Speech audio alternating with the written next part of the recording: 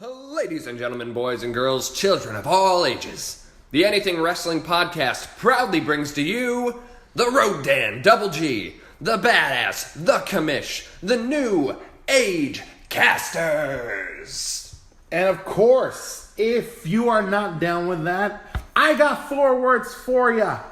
Shut up and listen.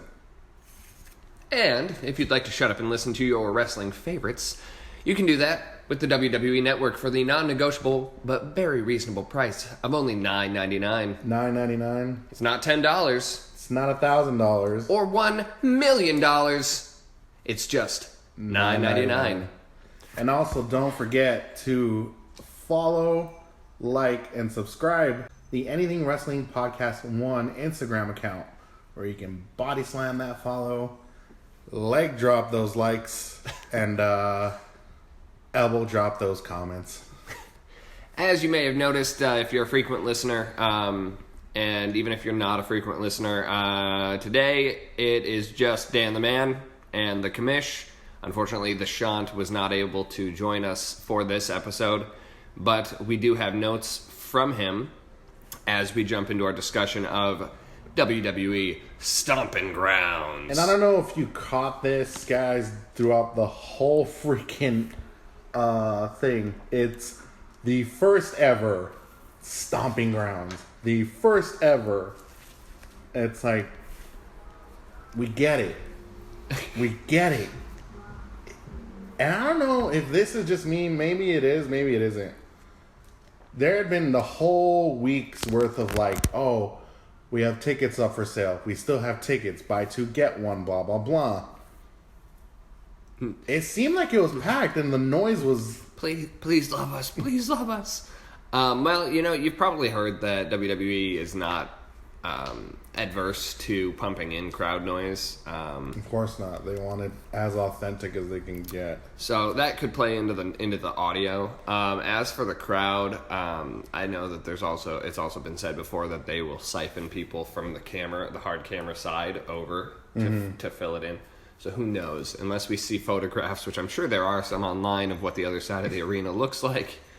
But, you know, it's business tactics, because you don't want to hold a show like this, especially the first inaugural Stomping Grounds, not bragging rights, not Battleground, but Stomping Grounds, and have it look like no one bought tickets because no one cared about the show. How can we narrow down the name of the show?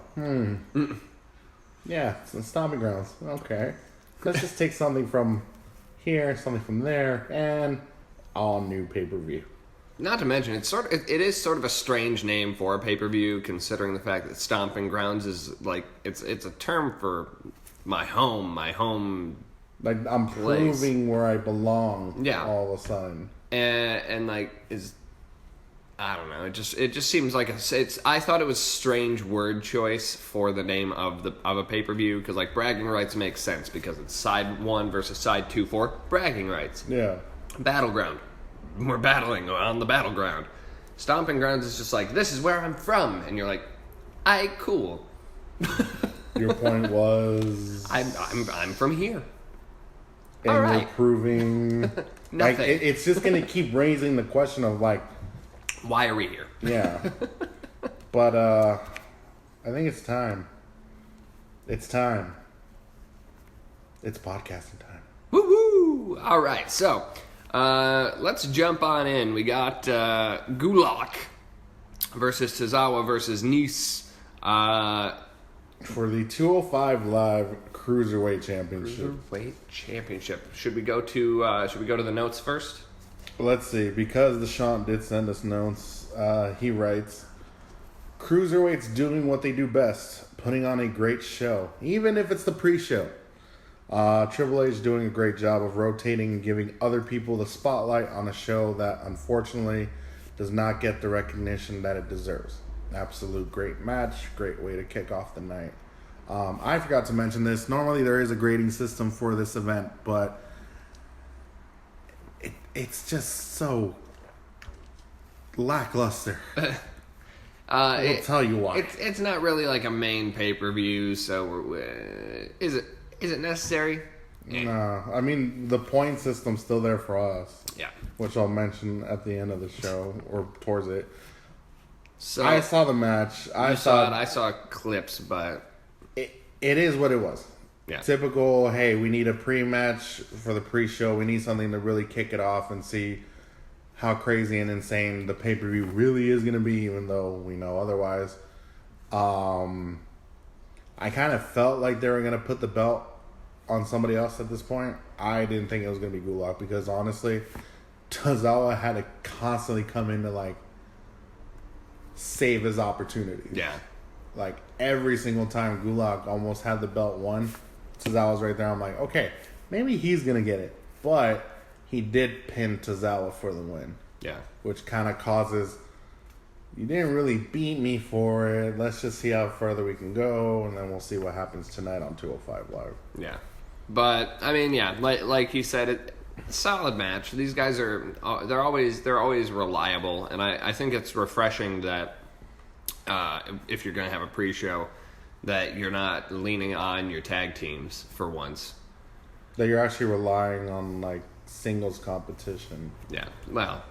Almost. Yeah. I mean, have we seen a regular singles match, like a one-on-one in a pre-show lately? Lately? I don't think it's... That's not a cruiserweight, and that's not I don't think so. I think it's either been cruiserweights or tag teams for the most part. Like, essentially, like, I think I was telling Sean this in another episode. I think I would like it if we could have an NXT match. Yeah. Do the pre-show for once. Because it seems fun. like 205 Live or SmackDown. Yeah. And maybe some... Oh, no. At WrestleMania, it was a Raw tag team match. I was just like... Okay. But mix it up. Give... Like, that if there's somebody down in NXT that you're considering bringing up, give them that as the introductory spot. That's the stomping ground. Yeah. I mean, shit, we could, I don't know, bring in Io Shirai and Shayna Baszler so that Shayna can get exposed to the main roster for when we have the four... There it is. That's the plug. Sorry, for when we have the 4 horsewomen versus the 3 horsewomen. I mean, where do you go with... Well, we can discuss that during one of the lady matches, but... I guess it is 3 versus 3, isn't it? Since Mercedes is off doing something else in the social media sphere. Good Lord. Sasha. Anyway. Basha, thanks. Thank you. Heading into the actual beginning of the show, which was kind of odd that they started this, but I guess they wanted to keep that ball of momentum rolling. Becky Lynch versus Lacey Evans for the Raw Women's Championship. I suspect it was probably to bookend the show, and we didn't really know that at the time. But you have these two ultimately come back for the main event, which we'll talk about more once we, get there. So his notes read, and I guess he wants me to say it in your popular catchphrase, why is Becky in the first match of the night? Why is Becky coming out to the ring first? Why does that matter? I don't know. I didn't have a problem with it, honestly. Personally. Apparently he and I are going to trade gimmicks for the day. With that said, he says, great match between the two. Okay. Lacey still needs to improve on her in-ring skills. Everything. I don't understand the reasoning of Lacey tapping out immediately to the disarm her. Would have liked to see them build a suspense of the submission hold being applied for a few seconds before Lacey tapped out. I don't know, like, that's... So, going into the details of the main event, that's something that I'm a little iffy on. Because if they intentionally did that small of a detail to sell that she's not actually injured, because during the main event, she... I'm jumping ahead, but we'll talk more about it when we get there anyway. When she's doing the count, and at one point she goes, ow, my shoulder. Obviously, she was never actually put in the disarmor for an extended period of time. It was like, what? As soon as she, like, sat down. It was as soon as it got torqued, it was a tap out. Yeah. It was done. I mean, the match overall was okay. Do I necessarily think that it warranted Lacey Suck's chance? Maybe. But But Lacey's she's messy and she's not focused and she's clumsy. I think what it is that she still feels that, because I don't know if you've seen her Raw matches, like on Raw. She does okay. Yeah. She hits her spots.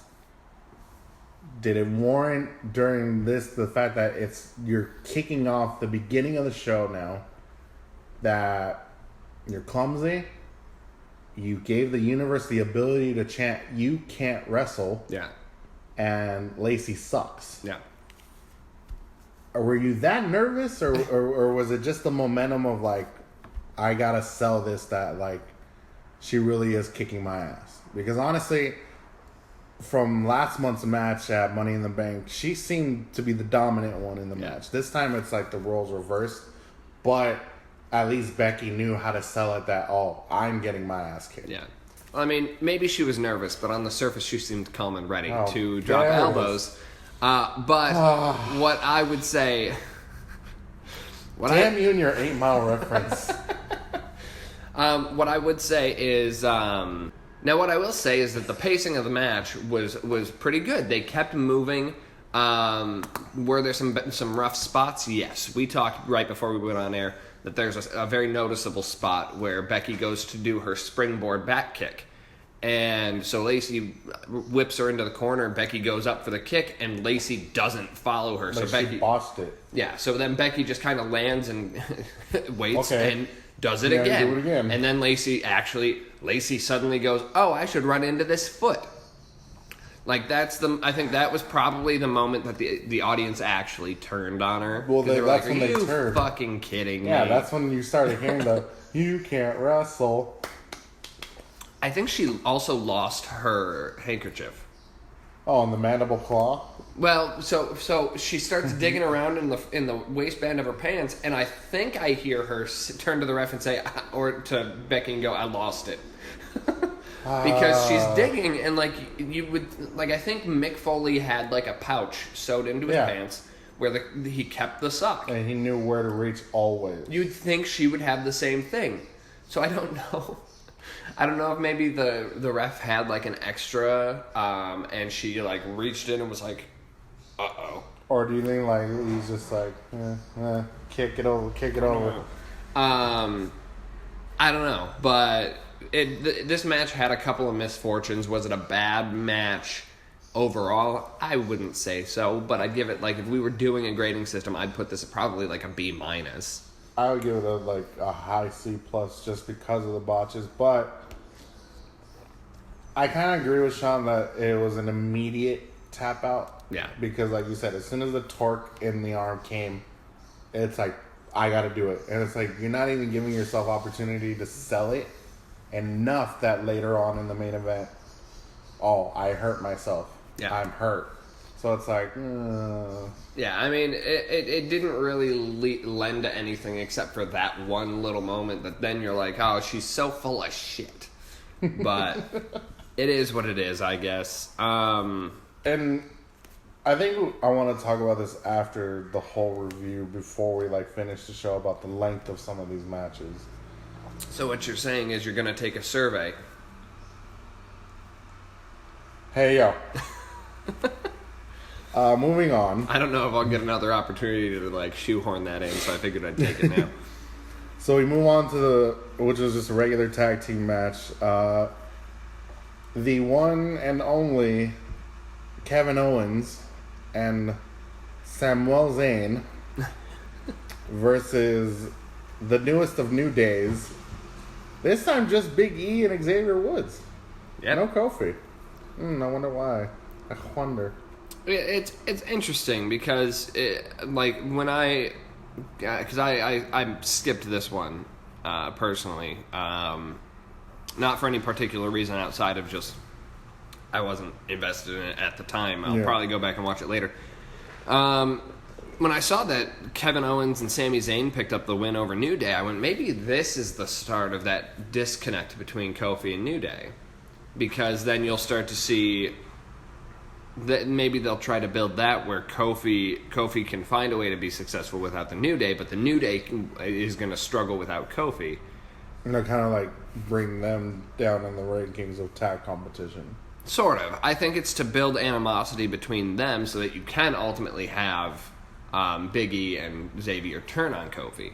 So you don't want them to do a double turn on him instead of just one of them only? I'm good with either one, honestly, because I think if somebody from New Day is going to turn on Kofi, it should be Big E, because I think that'll be more compelling. It sells it more. Yeah, and then you have their little brother, for lack of a better term, and Xavier Woods kind of caught between, like, hey guys, come on. And then maybe Xavier comes around. I mean, what is it? Stephanie versus Brie Bella, I think. Oh yeah, it was Stephanie versus Brie, and Nikki was caught in between them, like, you're my boss, but you're my sister. Yeah, and Nikki was siding with Brie going into the event, I believe, and then turned on Brie. Yeah. Kind of the same thing here. So you can build that where it's Big E versus Kofi, and Xavier's like, come on, and then he turns on Kofi partially into the feud too. I wouldn't have a problem with seeing that happen. Well, I mean, okay, would you want to sell New Day just those two as heels? And Kofi be like, alright, I gotta, like, I kind of have to stop playing into what was told about me on Raw. Because Kevin Owens came out last night saying, why are you a paper champion? Yeah. I guess he was speaking on Sami Zayn's behalf. Mm-hmm. It was a weird segment. But, like, you would figure, like, Kofi is like, alright, I don't have my brothers anymore. I still have this belt, but it seems like everyone's coming after me. So I really gotta, like, get my shit together and start being an actual, like, badass champion. Yeah. I would like that because that deserves him breaking out of that gimmicky New Day shit that he's been doing for years when he's a face. Yeah. And then you get the man from Ghana, the original Kofi, where he was like, that would even be a cool moniker to slap on him for a minute. The man from Ghana, Kofi Kingston. I mean, if Shane gets his long ass intros for the best in the world, I'm not gonna do it. It's too long. But as far as the match goes, like it was sold that like Xavier is the weak link. Yeah. Like, he was getting his ass kicked pretty bad by Kevin and Sami. And honestly, for once, this was a tag match that was interesting to watch because it's like that traditional tag chemistry of like your heels just dominating nonstop. But they made it entertaining, especially Kevin Owens for how big he is to do like high risk maneuvers like yeah, KO's agile for a dude that big. For senton bombs and like frog splashes, like Jesus, the guy has hops up in the air. Yeah. And I'm surprised that like they don't have him sell that as his finishers. Yeah. It's all just gonna do a stunner. Like, really? Yeah. You pull off all of that and you settle for that. I don't. Not to say the stunner is ever. Did he bust out the pop up at any point during this match, or have they pretty much phased that out? I think it's phasing point? out because I didn't see it. The pop up was so much better of a finisher for him. Like, it makes sense. Yeah, like no offense to the stunner, but. I mean, with his power because one, you have to be a big guy to at least powerbomb somebody. Yeah. But you're big in a sense of not like muscles, but like mass. Yeah. But at least your mass isn't as big as it used to be. But you still get somebody in hops up enough to like just bring them down, crashing. And it looks like it hurts, but I think Kevin Owens is a safe enough worker to where it's not a big deal. I think maybe he's afraid of like, what if I have someone land like spine and neck first at one point, and maybe that's the concern that he's just playing it safe. But this is what Sean left us. Yeah, thought the match was going to be over in the first few seconds when they were pulling out all the signature moves. Excellent match between the two. It revitalized that KO and Zayn, if booked correctly, can have great matches. All performers gave a great match. Very happy with Owens and Zayn finally getting a win.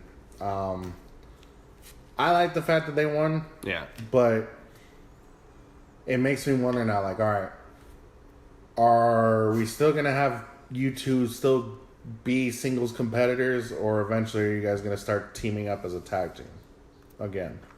No, I know I've said things about them individually being like upper mid card guys, and that's where I feel they belong.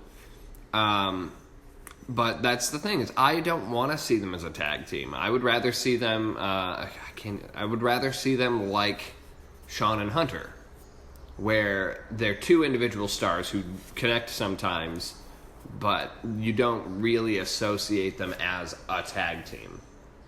So kind of like when they were like when Sean and Hunter were DX. Yeah. In 06, not in 97. Mm-hmm. Or because eventually they split up. Yeah. But they still had good singles competition. Yeah. I could see that with these two just because it's like I could give Kevin Owens another push again. Yeah. For main event status. Yeah. Sammy, I would put him in mid card, but upper mid card, to the point where like you're almost at the brass ring of a heavyweight championship. Yeah. If you could either get the U.S. belt or the Intercontinental Championship, I could see you having that for a while. Yeah. But I wouldn't want them as a tag team either, just because it's like you're going to have to go either after heels of Rowan and Daniel, Yeah. or you're going to have to go after... I don't even know. Isn't it Revival again? Yeah.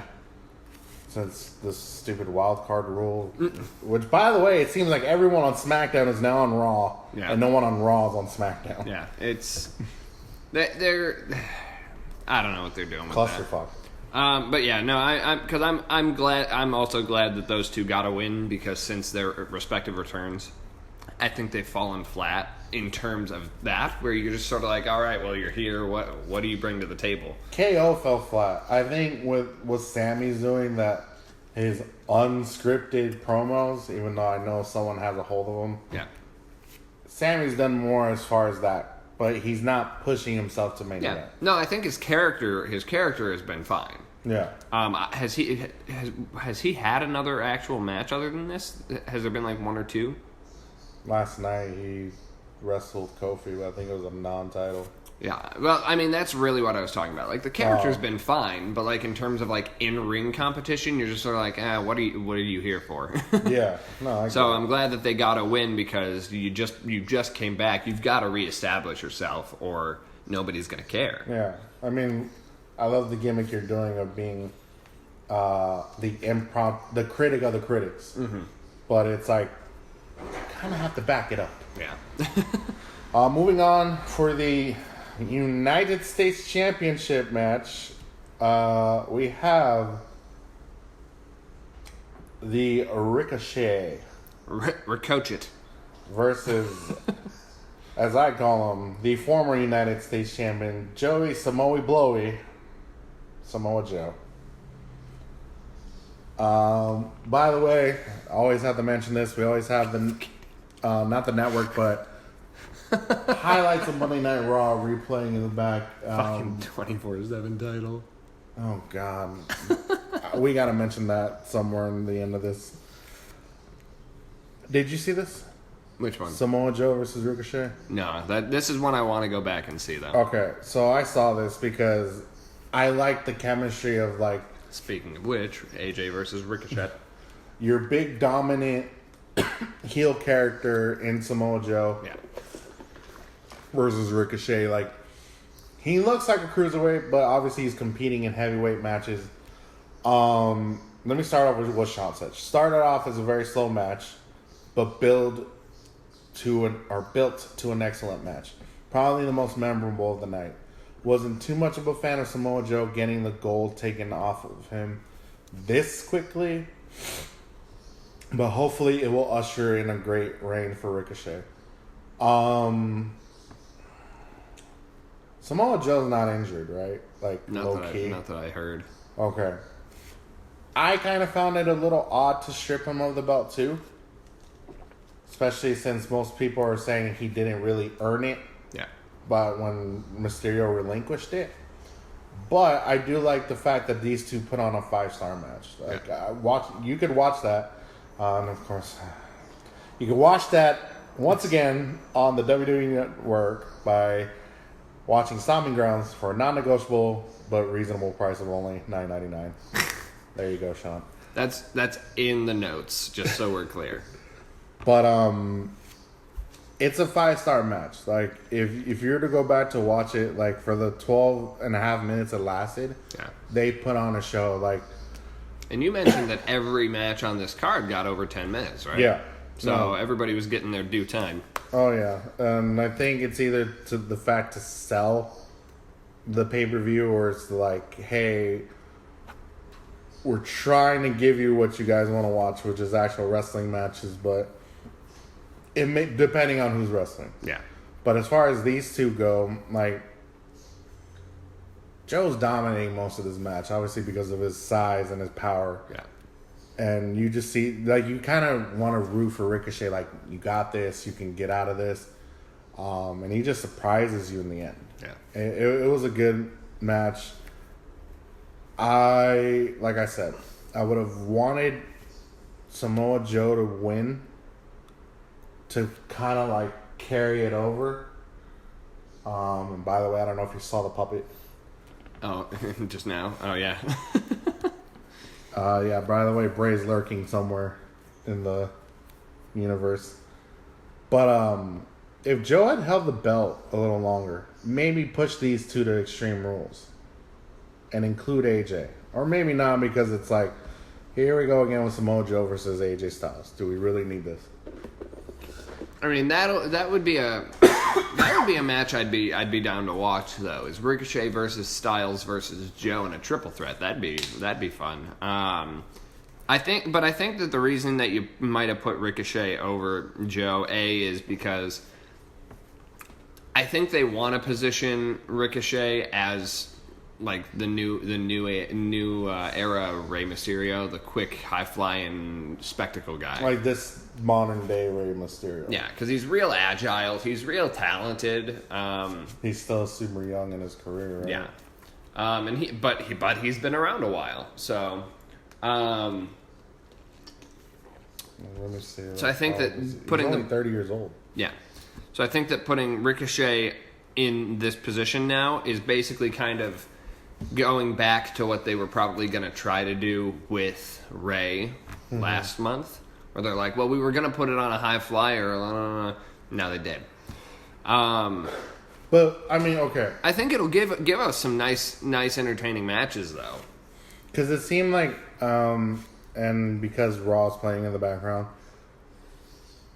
Joe focused his attention somewhere else later on, and we'll mention this when that match comes up. And it seems like AJ, I think this is AJ's introduction back onto the roster, since he was injured for like, a couple months now? Yes. Like, he was off TV for like a few weeks. Yeah. And I think he was dealing with the hip injury. And then he's obviously, it's like he's trying to bring up the Good Brothers. Yeah. With Anderson and Gallows. But here's my thing with it. Like, if you're going to have Ricochet versus AJ Styles at Extreme Rules, they had a match last night.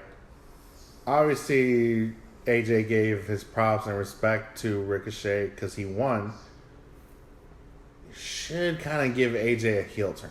Yeah. Because at one point, AJ tells his guys, like, hey, I know what you guys are doing. I know why you guys came down to the ring. Get the hell out of here. Yeah. I want to win this on my own. But if you really want to push it, eventually you got to, like, you can put him in a tag match. Yeah. Like, kind of like have, and this is back to traditional style storytelling, WWE. You can have AJ and Ricochet team up against the Good Brothers. Yeah. And let's just say in the middle of the match, things don't go well. Phenomenal forearm to Ricochet. Yeah. AJ needs a heel turn already. Yeah. Because I think it's just getting stale with his character. Like, I would like to see AJ and the Good Brothers form a faction, because I think that's something that's missing right now. Is we have a lot of stray superstars and not a lot of like strong groups. And like, you have decent tag teams, but not groups. Yeah. Or group. Because you could treat the Bullet Club as as sort of a mid card DX. Because you could have these three kind of running roughshod over your mid card. And that introduces back like other talent that's just sitting there in the back and catering or just like, well, we have nothing else to do. Yeah, because you had a lot of really fun, good feuds back in the day when you had this widespread faction in the form of DX, and then they were all splintered off to their own stories, but they all kind of still stayed woven into each other. Because they recollect and still like, oh, I have your back still no matter what you do. So I would like to see those three reconnect. I think that's what they're trying to do because it seems like they've been together a lot more lately. And then in the middle of the pay-per-view, like Ricochet is already doing a photo shoot with the new belt. Yeah. And Gallows and Anderson are there to congratulate him. Then you see AJ. It's like, is this your way of weaving yourself into this? Yeah. Because that's the next month's match? Or can we actually finally see the Bullet Club, well, WWE's version of it in the WWE? I would like to think that they have control of their own segments and their own promos, hopefully, but the old man's still running around. And then you do have, I don't remember what event it is, but the next weird pay-per-view, wherever the hell it is, Australia or London or whatever. You're gonna. I think it's Triple H, AJ, Gallows, and Anderson versus some people, like Lashley and some stuff. And I don't remember. Is this year? Yeah. Let me see. Because it's the next weird pay-per-view, and it's gonna be those guys. So it's not SummerSlam weekend. It's not NXT. It's like a Super Showdown. It says right here it's to be announced, but it's in Saudi. It's on November 1st. Yeah, I think it's that one. But that's supposed to be the main event. It's supposed to be those 4 versus 4 heels. But that could change. We'll see. Yeah, I don't know. It's enough of these Saudi Arabian events. I forget wasn't it a 10-year fucking deal? Is it? I think it's like a long ass time. Like it's not like a number of shows; it's a number of years. And I was like, "Oh Lord." Is he just trying to collect money? Yes, that's exactly what it is. Anyway, so we're slightly getting off topic at this point, so we can move forward to the next one. It's for the WWE SmackDown Tag Team Championships. Your defending tag champs are also defenders of the planet Earth. Daniel Bryan. The new Daniel Bryan. Thank you. And Rowan versus Heavy Machinery. Otis and Tucker. Pretty lady. He is so weird. He's so weird. But he's so funny. He's such a weird looking dude. Same. Obnoxious, but I agree. I hope that plays on the recording. Him and Mandy. Oh, that. The horn. Wait, him and Mandy Rose though is just funny.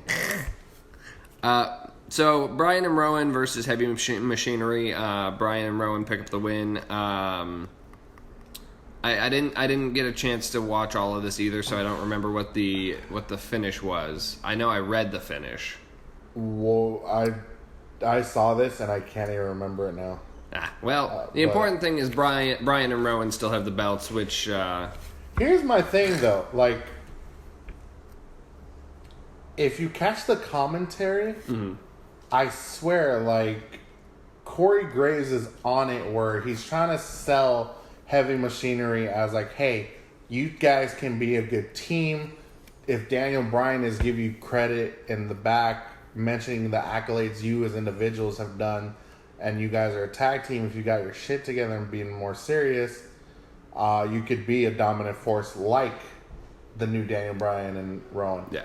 My thing is with Heavy Machinery, because their heroes are the Bushwhackers. Yeah. That should say enough right there, how they want to... Well, at least one of them wants to be an Otis. Yeah. Because it seems like... oh, my God, I just had his name. Tucker. Like, he loves to wrestle. And he's not as goofy and playful as Otis, but I get where they're coming from. They're almost a little bit like Jesse and Festus. Yes. where Otis is your Festus this time. But the thing is, like, Otis can take punishment. Like, he was taking the yes kicks, and at one point, he's, like, getting up. Kind of like that Ultimate Warrior, like, charge up. Yeah. But it's like, dude, you're getting the shit kicked out of you. I would have stayed down at one point. I just hope... Oh, and this is something, too, that was funny as hell to hear. Because the event took place... Sorry, is Scott Steiner in the house? Holla, if you hear me. Go on. Because it took place in Tacoma, obviously kind of near Daniel's hometown, Aberdeen. There were so many Daniel Bryan chants. There's so many Save the Planet chants. Hell, I even heard this. Own a Prius. I'm like, what is wrong with this universe right now? Well, that's the thing, is people still love Daniel Bryan because of how good he is. And no offense to Heavy Machinery, but like we've talked about with a lot of the other NXT call-ups, nobody really cares. God bless him. God bless him for trying. But I'm not invested in Heavy Machinery, and it's not really their fault. The thing is that they everything can boils be down to usage. Yeah, they could be a good team. Yeah. Shot's notes go as this. At this point, the pay-per-view started slowly getting a bit stale. Great match, nothing too memorable. Crowd going absolutely crazy for Daniel Bryan. Had a flashback to his run in 2013. Daniel Bryan proving that he is an MVP of the WWE. Like a good loaf of bread, it started going stale. The event, not Daniel Bryan. But, yeah, I mean, I think that kind of says it all, though. I mean, honestly. You'll see when we start reviewing, which is now the next 4 matches. Yeah. All right. So, next up, we go on to Bayley versus Alexa Bliss with Nikki Cross. I think when we did the prediction show, I suggested that Nikki would act. I think I said she would accidentally interfere to cost. I think I said she would attack Bayley, like she'd snap and attack Bayley, causing a DQ, which would cause Bliss to win the match but not win the title. Yeah. And that's not quite what happened, but she's still the catalyst for why Alexa didn't leave with the title. My thing with this seems like this is going to be a rivalry buried quick. Mm-hmm. Like a lot of things that get buried, like stories that get buried immediately. Yeah. The build-up of this was that Bayley's now trying to be built up as like, it's like, hey, I'm past the hugging thing, you know. She's more focused, more intense. Yeah, and that was the big sell throughout the whole match, which to me, there wasn't that many like memorable parts in it. Yeah. But I would buy into it more if it was with a different competitor, honestly. No offense to Bliss. Oh, the opponent? Okay. Yeah, but if Bayley had someone like stronger going up against her, it would make sense for her to be more intense, to be more focused, because it's like... But Alexa is itty-bitty. Yeah. She's itty-bitty and she's not exactly intimidating while she's athletic. Little Miss Bliss. Yeah. And that's how everyone except, of course, Corey Graves refers to her as Little Miss Bliss. Yeah. And she's not really goddess-like. Yeah. I mean, I get it. You well, don't say that to the Shant. Oh, speaking of the shot, Lexi. My girl. So creepy. Excellent way of building the story by having Nikki Cross semi-interfere in the match. Hopefully they build to the Alexa and Nikki story. Bayley looking more credible than ever. I disagree with that just because it's like, again, different opponent. Yeah. Would make more sense for her to be more intense. But I guess they had a rivalry in NXT because I guess Bliss brought it up in a promo like, yeah, oh, you say you're this nice person, but you're really a bully, blah, blah, blah, blah. And like, you're the manipulator of everybody. Yeah. I don't buy it. Yeah. For someone as tiny as you are, you're pretty, like... You're a little ball of evil, aren't you? Yeah. rolled up and it just in an adorable, pretty little ball of evil.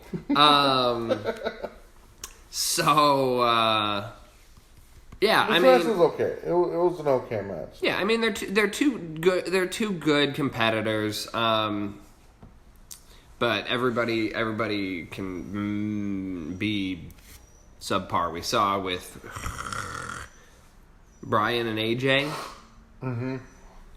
Two great guys. Or sorry, no, Shinsuke and AJ is who I was really thinking of. Because where is Shinsuke, by the way? Yeah, I don't know. Probably on vacation. Still surfing? Yes. But you had two really good competitors, and then they just shot him in the foot where the two matches that they had were just bleh. No, that's exactly the sentiment. It was bleh. Because you could do so much with them, but at the same time, it's like they can only go for so long. Yeah. Before you're just like, this is boring. I would like to see. I agree. I love Alexa.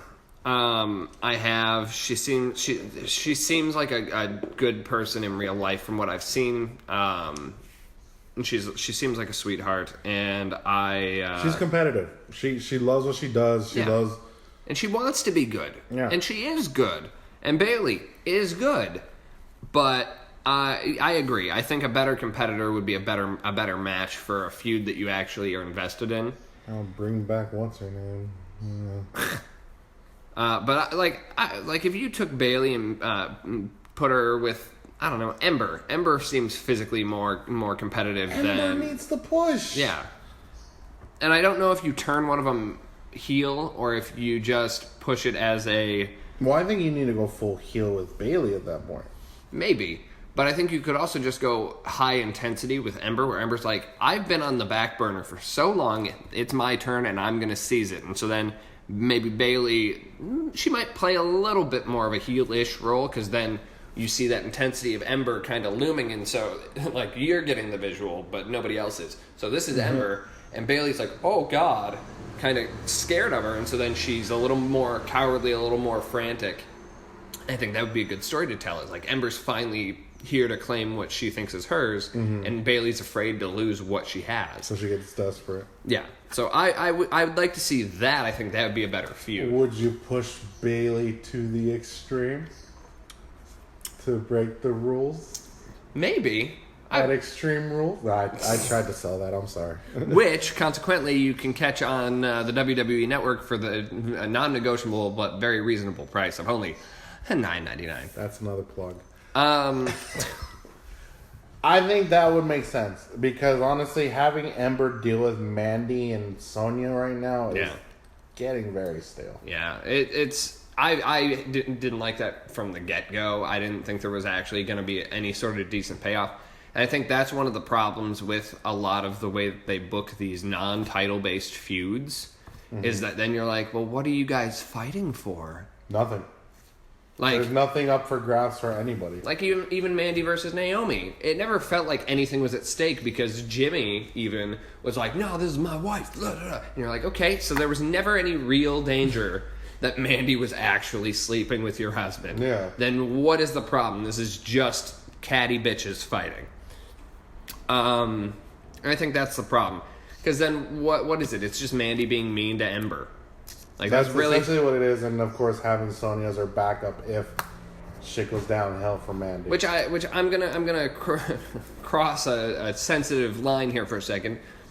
I almost think that it's weird to have your openly lesbian performer in the form of Sonya play along to being the bully of somebody for being different. You know, I was gonna mention that. That's what I was gonna mention, because it's like, especially, okay, it's still Pride Month. Mm-hmm.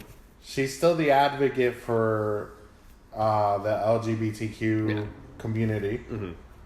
But yet, on SmackDown, you're promoted as this bully who backs up a bigger bully. Yeah. In Mandy Rose. And it's like... Now, if that ends up being a payoff at some point, it's going to be hard for me to buy into, because, again, those two haven't really sold me on their existence. But if you have her be like, I'm sick of playing toady to you. Like, you're mean to everybody. And I spent a big chunk of my life fighting people like you. Keeping myself hidden because I don't know when she came out or what her actual story is. I don't think they have a way of playing that in yet. Because it's I get it. It could be a sensitive topic, but at the same time, how do you write it in? Well, I think you allude to it. Like, you don't go the Dean Ambrose route with, oh, Roman's gonna pay to God for his leukemia. You don't go as on the nose, but you can hint at it because people like us, the legitimate fans, they know she's gay. Oh yeah, if you follow her page, it's like.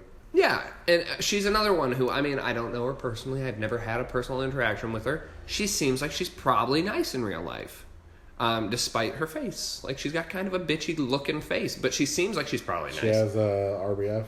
Yeah. That's not saying we think she is one. Yeah. Come on, people. No.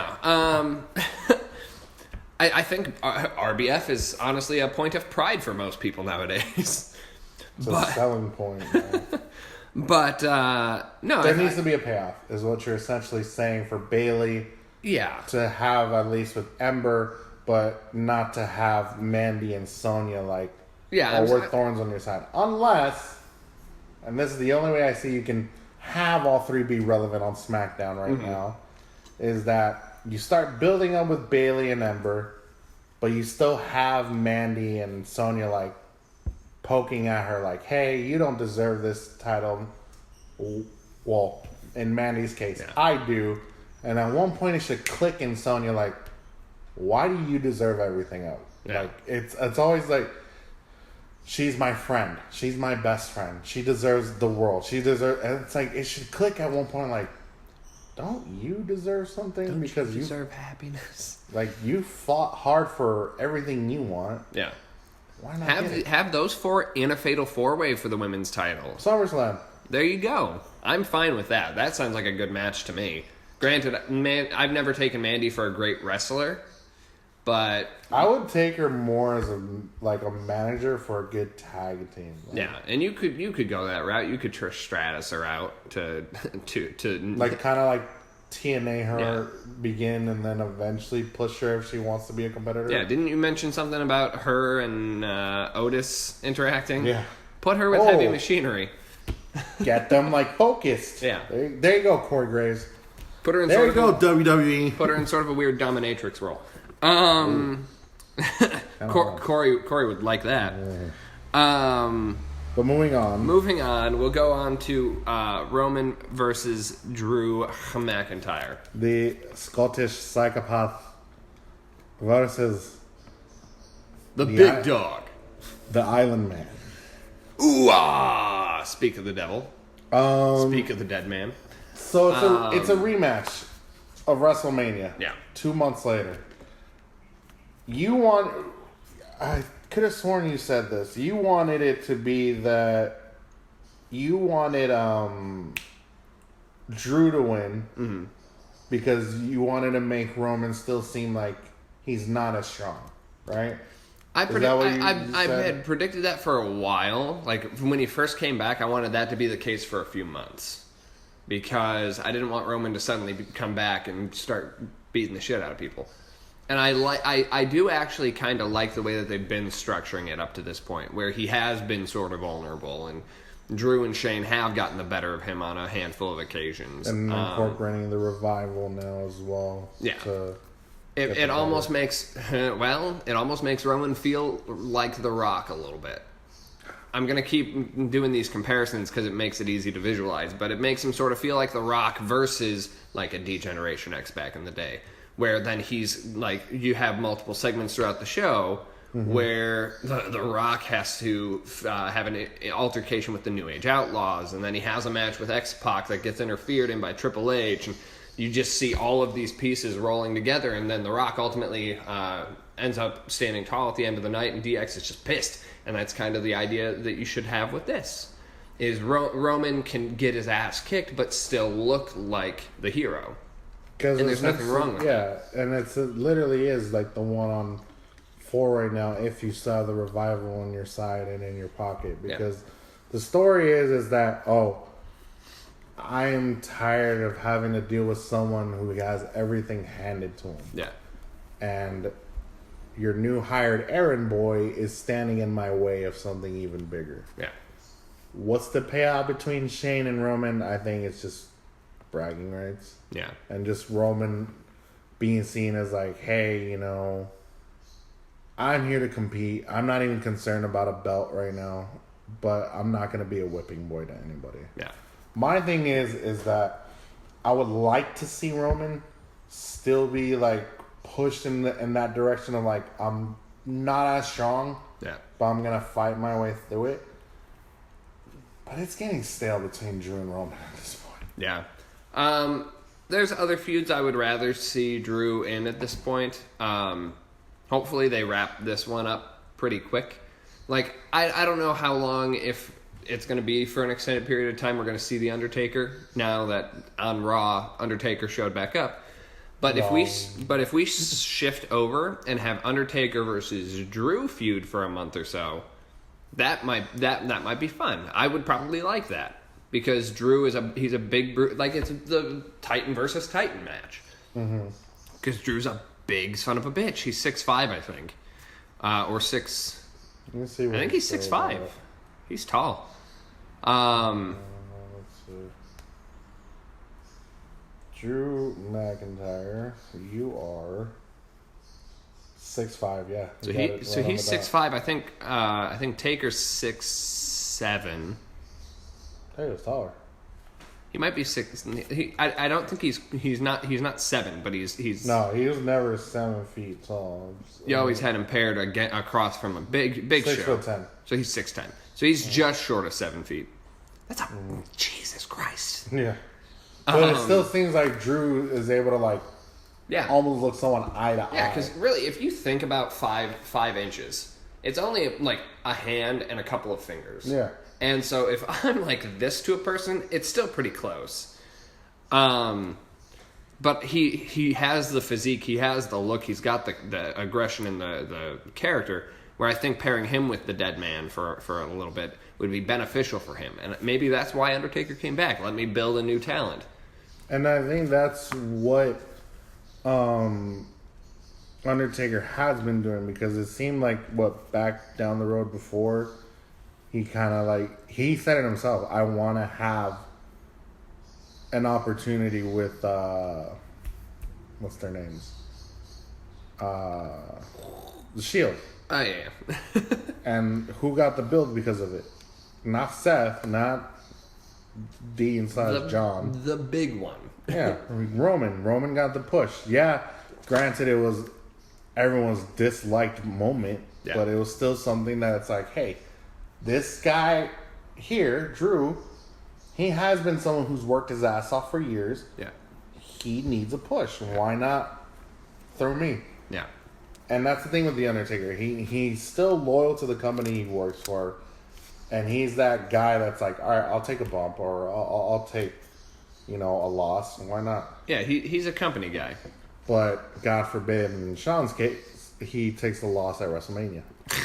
Sean's notes, I was real going to say, quick. I don't think we'd gone through his Not yet. a bad match. Was hoping that Drew would get the victory. Hopefully Drew breaks off and becomes a dominant force just by himself without the help of Shane or anybody else in his corner. WWE is doing a good job of booking Roman by not having his matches be so sequential. Kind of an odd note to end it. Yeah. I think that's the problem with a lot of these big guys is that they do end up in very formulaic matches, and I think maybe that's also why Roman versus Drew is not landing with people, because we've A, seen it before, and B, it's very. It's already been very seen patterned. it's been seen that Drew's the dominant, aggressive force, and then out of nowhere, Roman powers back, typical babyface, pulls off the victory at the last second. I would like to see, again, maybe he's right by having a separation from Shane or not. Yeah. Shane could be like, hey, you want Brock's belt, you want Kofi's belt, you want a belt, like a heavyweight championship, I can guide you to it. Yeah. I won't pay your way for it, but I'll guide you. Brock's to it. belt. Well, Brock's Seth's belt. I feel like it's gonna go back to Brock one day. Like I really do. That's sad that I feel like that's gonna happen. But moving on. So, moving on to the steel cage match featuring Dolphin Ziggler and the man from Ghana, Kofi Kingston. I like that. That actually sounds really good. Sean's notes. Very long match. Built up a lot of suspense. Was hoping that Dolph would be protected by having the both of them touch their feet at the same time. However, it showed that Dolph came an inch of becoming champion. Looking forward to the both of these guys taking it until possibly SummerSlam, where hopefully Dolph becomes champion. Yeah, I don't have a problem with the way they ended this match because, like... Well, we discussed this beforehand. Yeah, because you have, like he said, Dolph is within arm's reach. I mean, he never reaches out of the ring. He kind of falls awkwardly on the floor afterwards. But so he's right there at the door, and Kofi's all the way on the other side of the ring. And Kofi gets up, he goes, oh shit, and he runs, and he dives through the door, which... There's ironically enough space for him to land. Too. Yeah. But, if... Sorry. I just yelled. If you go back and you watch it, the way he goes through the ropes, like, they do it in slow motion afterwards, and he hits the ropes like 4 times going through, so he's lucky he didn't get hurt. Seriously. I I don't need to see that belt just being like, oh, it's in the air. And then, of course, oh, God, here comes you-know-who to cash in you-know-what. But I do like the fact that they didn't go with, like, the accidental victory thing here, because I think that would have downplayed Kofi. Where, like, if they, like, Kofi's on the ropes outside next to the door, and Dolph super kicks him, and Kofi falls through, and Dolph goes, son of a bitch! Like, I ruined this. I ruined my own opportunity. Because then Kofi doesn't win the match. He wins. Trips into the victory. Yeah. So I like the fact that Kofi found a way to win so that he actually looks like he won the match while continuing Dolph's frustration. Now, do I think Dolph needs to... Like, for God's sake, if we're giving Kofi the title... I know there's been talk of Shane possibly taking the belt off of Kofi. God, no. I would rather it be Dolph because I think Dolph is the next one who deserves that chance. Especially when you have situations like this where he goes 2 matches in a row where he loses to the champion. Let him get a title run. I would almost say we might be approaching that time where you can cross over into that New Day Kofi feud. Now, I kind of want Kofi to have the title for that, but if you have Big E turn and cost him the title to Dolph, to give Dolph a chunk of time while Kofi feuds with them, that might work too. But I think this feud between New Day and Kofi won't carry as much weight unless the title's involved. So that's my thoughts on that. Okay, so if by giving Dolph the belt, how credible of a champion would you make him at that point? Because you also have to sell it that, yeah, he's now the champion. He got what he deserves. Where do you go with him at this point? Because honestly, like, we all know where it's been as far as, like, between Dolph and Kofi for years. Kofi gets a belt, Dolph takes it away. But it's never, like, on a revenge tactic or like this I hate you type thing. It's just I'm the better competitor. Yeah. This time it's like it should have been me. It's my time now. And I think it was mentioned either by you or Sean in one of the more recent episodes where you could have Big E break off and he could re-side with Dolph, and that could be your actual feud is Kofi and Xavier versus Big E and Dolph. And then you've got that. Yeah, and then you've got that history to it while still keeping the title involved. And that could even give you a couple of months feud where maybe Big E takes Dolph's place, but they're still pals, or vice versa. Like, let me take care of the dirty work for you. Yeah. I mean, to see them break off would be, like I said, it should be something that should have happened already. Mm-hmm. It should be something that I think would be a new story. Yeah. My thing is, though, Xavier wouldn't be as great in singles competition. Well, and that's he kind of would need to stick around Kofi for a while. Yeah. And that's kind of the point. Is then you've got your two smaller dudes versus your Dolph Ziggler and your monster enforcer, Mr. Biggie Langston. Yeah. We'll see what plays out in that. Did we address Shant on this one? I don't remember. Yeah. Where we read his? Yeah. Okay. He wants Dolph to win at SummerSlam. I think because supposedly, I think Wells Fargo released like a picture where it was a triple threat between Dolph, KO, and Kofi. And to me, it's like, all right, if that's Extreme Rules next month, yeah. How are we tying Kevin Owens back into this story? Yeah. Oh, I beat up your brothers. Yeah. My turn to beat up on you. Yeah. And maybe that's what they'll do. It's kind of a lazy story, but... Oh, God. Come on. You guys are better at writing this how I think we're writing it better. So, then we can slide into this last match, I think. Oh, God. Why this? So, let's bring it home. We got Socko Rollins on Seth Rollins versus the Baloney Wolf, Baron Corbin. Not my favorite. Now non-deserving. Now we built up to this match with who's going to be the special ref. Who's it going to be? And who's willing to take a chair shot to the face or to the back? And as it turns out, it was Lacey Evans who tripped on her way to the ring. The ironic twist in this whole thing. They're really steering into the relationship thing, which I have mixed feelings about. But I also don't mind it because it's sort of the power couple story that we've seen before. But it's not like Shane and... No, I mean not Shane. Not like Steph and Hunter type of thing. It's like it's the face version of that. It doesn't sell. It's the problem. Yeah. But basically, you have this match, and it's an okay match. This is what he wrote. Let me tell you what he wrote. Okay. Match dragged for far too long. How long was this one? This was less longer than the cage match. That sounded so wrong. This was a lot less longer than the cage match. It was a shorter match. 18 minutes and 25 seconds compared to 20 full minutes. Okay. What does he write? Everybody pretty much knew that when Lacey came out, it was inevitable until Becky came out as well. First of all, no one didn't know, because I think this was the ironic twist.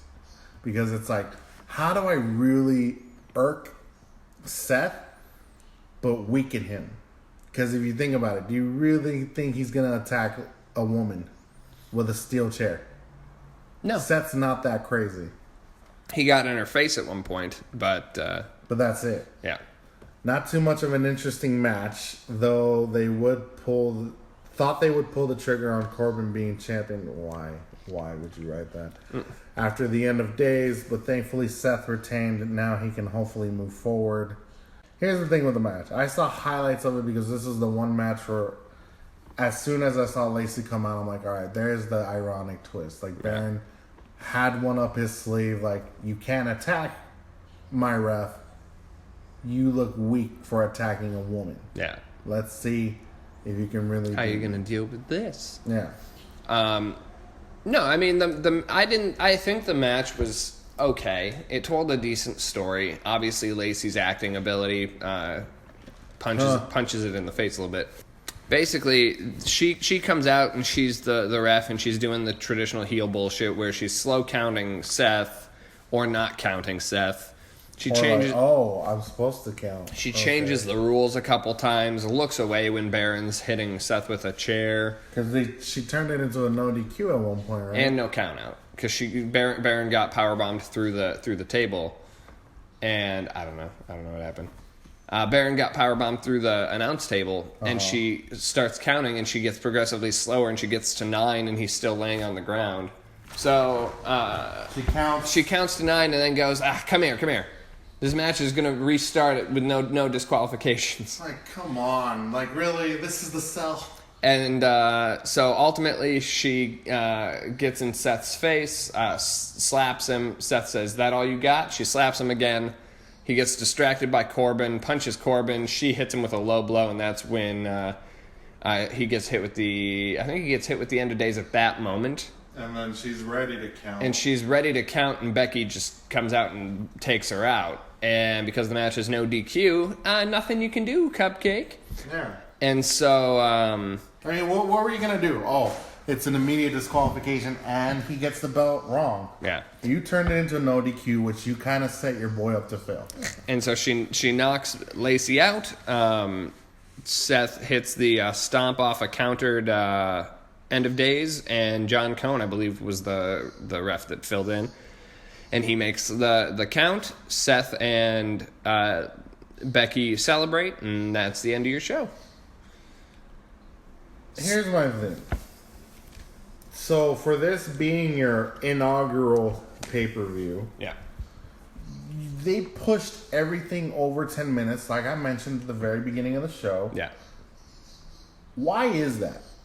That's my question. Why do you have to push everything so far and so long? I get that maybe you feel like your card, your whole lineup is like, some people have seen this, some people are over it, some people may not be invested. Yeah. So it's up to them to really sell the matches. But when you have what we've already seen at Super Showdown, what we've already seen at the main event of Raw a couple times already, Yeah. what are we doing here? Like, what are we offering as far as, like, for Seth to really compete against anybody? And I'm sure at house shows he has to deal with Baron Corbin. Yeah. So it's like, I don't know. I mean, Seth does have a plethora of opponents, but it seems like Brock Lesnar and Baron Corbin are his only ideal opponents right now. It's like, no? You could do so many other things. But now we're going into Extreme Rules, where we're going to have a winner-takes-all match between Baron and Lacey and Seth and Becky. I don't know. Would you pull the trigger on those two women? No. What does it say if you do? Like, about WWE at this point? That they are dumb. And The only thing I could think of is, I don't know, that you have maybe Brock cashes in at Extreme Rules and weasels the WWE or the Universal title out of that match somehow. And then you can have Baron and Lacey go over, and then Lacey gets the women's title, but Baron gets nothing. Good day, sir. I said good day, sir. But I think that's the only way that you'd get away with it. Or, like, I don't no, some offense to Baron Corbin. No offense on my end. I don't want him to have a title reign under his belt. I don't want him to be on the Wikipedia page of Universal Champions. So I don't want them to win that match and then have Brock cash in on Baron. Because then Baron gets credit for being Universal Champion for 4 minutes. So that's my take. I wouldn't put them over. What do you, like I said, Unless you end that match in a disqualification. You have those, but because I would imagine Champion's Advantage still hangs over that. Maybe you have Brock interfere in that match and cost Seth and Becky, or cost Baron and Lacey the match via DQ. So that's how they essentially keep it, but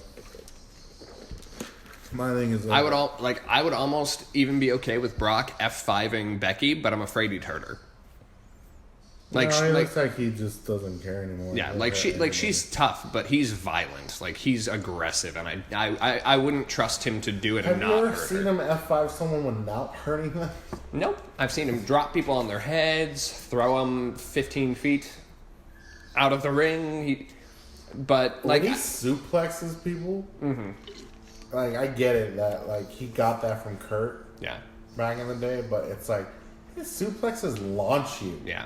Like, an extra 10 feet Yeah. over his, like, where you're already projected to go. Yeah, and so while I wouldn't mind the idea of the spot, I wouldn't want to actually see it because I don't trust that he wouldn't injure her. Hitting the end of days on Becky, that might be a different thing. Because I first of all, that move isn't as Violent. throwy. It's still guided. It's a swing, right? Yeah, because he kind of swings them back and then swings them out and hits them with a complete shot. Yeah. And So I would like that. That would be a different story. But Brock is a big dude, and he throws people, and I don't know if he'd be able to gauge his strength to not chuck a woman. So, but that's the only way I see that. There's only a couple of ways I see this match ending that aren't bullshit. Because the thing is, like, right now, no offense to the WWE, but they're treading lightly right now. Yeah. It's like they're walking on eggshells. Like, everything we do has either been a success or a failure, or decent enough where it's like, all right, I'm still invested and tuned in. I haven't jumped ship yet completely, even though they don't have a TV show yet. Yeah, it's almost like a lot of the fans are constantly threatening them with one foot out the door. They're like, come on. And WWE's like, I don't know. Do you want? What about this? Do you want Doritos? No. No, I want a steak. I don't have steak. I got imitation steak. What is imitation steak? Exactly. Nothing. I'm nothing. good. Like, that's my thing. It's like you're putting on such bad stories, such bad like matches and cards where it's just like, I want to leave. Yeah, and granted that like AEW hasn't had that many pay-per-views other than all in and Double or Nothing. Yeah, because All In was their inaugural, even though it's like, hey, Ring of Honor and NWA are putting on a show for you. Yeah, but that's technically AEW. Whatever. Yeah. In 2 events and in those cards, I've been able to be more entertained by the wrestling and enjoyed the storyline. Yeah. Hell, even the fact that Cody could still sell a promo so well. Yeah. Granted that, like, he just refined it and retuned it because his dad did it first. Yeah. It's still, like, they have me more invested right now. Like, granted, I'll still watch WWE matches. I'll still, like, at the end of it, I'm watching it for the wrestling. Yeah, it's not the performers' faults. No, not it's at just all. the stories that are being written are shoddy at best. Some garbage, actually. Yeah. Bad dumpster fire. But yeah, so I mean, I think that, again, everything is capable of being better. We've thrown some ideas out there. We'll see if any of them come to fruition, but it just... Because sometimes for some reason, someone's listening. Yeah. And it's like, oh, I called that. Yeah. WWE has some room to go still before we'll be like, they're back in their prime. And maybe once AEW actually gets their TV deal going, maybe we'll start to see that because they'll be in panic mode. But as if they're not, because what? Ticket sales? Yeah. Well, they're doing it to themselves, if we're being entirely honest. And I've read online that WWE has a plan to not do the lone superstar anymore, where they're going to, like the John Cena's and the Romans, and they're going to try and build their entire roster, which we were calling for a long time. Stop focusing on one guy, because then your entire program is built around him, and people start to resent him. Oh, I resented him a long time ago. So I think that's a good step in the right direction, but we'll see where they take it. All I know is that no one can be annoyed by where Extreme Rules is going to take place in, because it takes place in Philadelphia, Pennsylvania, not Pittsburgh. Oh, good. But Philadelphia, the home of Extreme. The only people that might be annoyed are the live crowd.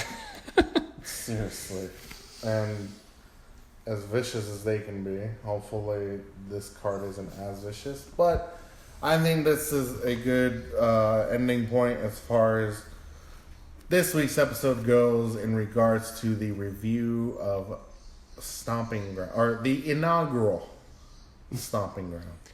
So thank you all for listening. Remember, you can catch all your WWE favorites on the WWE Network for the non-negotiable but very reasonable price of just $9.99. I'm Dan the Man. This is the Commish. Join us next time when we probably have the Shant back. But keep it tight.